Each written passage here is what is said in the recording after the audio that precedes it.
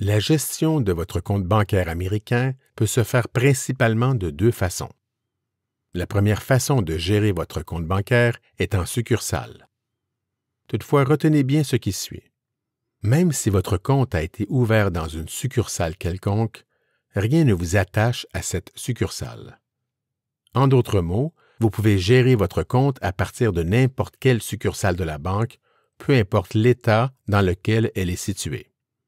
Par exemple, votre compte est ouvert dans une succursale de Bank of America dans la ville de New York. Par la suite, vous pouvez très bien le gérer en vous présentant dans une succursale à Miami, Las Vegas ou San Francisco. D'ailleurs, ne comptez surtout pas établir une relation enrichissante avec un banquier américain. Le taux de roulement du personnel bancaire est fort élevé aux États-Unis, surtout dans les grandes banques situées dans les grandes villes. En fait, il n'y a pas réellement de conseiller attitré à votre compte. Et quand il y en a un, il y a de fortes chances qu'il soit déjà remplacé lorsque vous aurez besoin de le contacter. La seconde façon de gérer votre compte bancaire est via Internet. En effet, un ordinateur, une tablette ou un téléphone mobile vous permettent d'effectuer facilement les opérations bancaires courantes. Vous devez créer votre accès au compte bancaire en ligne. En ce sens, vous avez généralement besoin de votre carte bancaire, de son PIN et du numéro de compte. Souvent, l'interface bancaire vous demandera de fournir votre SSN, qui signifie Social Security Number ou numéro de sécurité sociale. Toutefois, pour ceux qui ne sont pas des citoyens ou résidents américains, il y a souvent un lien hypertexte qui indique « I don't have a SSN ». Dans un tel cas, il y a quelques questions additionnelles auxquelles vous devez répondre.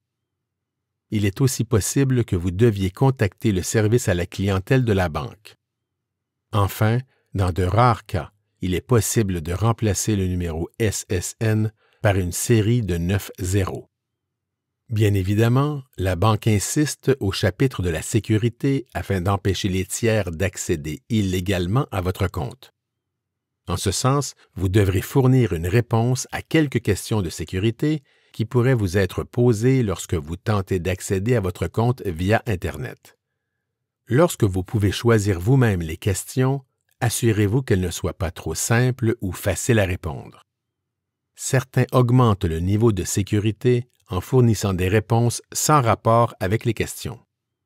Une autre mesure de sécurité efficace est le système de vérification en 2 étapes, qu'on appelle en anglais Two-Step Verification ou Two-Factor Authentication. Cette mesure de sécurité permet de recevoir sur votre téléphone mobile, par SMS ou par l'entremise d'une application d'authentification, un code de 6 chiffres qui doit être indiqué sur l'interface d'accès à votre compte bancaire en ligne, du moins la première fois. Mais pour ce faire, vous avez besoin de l'un des éléments suivants: un téléphone mobile américain, un téléphone mobile muni d'une carte SIM américaine ou internationale, ou encore un numéro de téléphone virtuel américain qui permet la réception de SMS ou textos.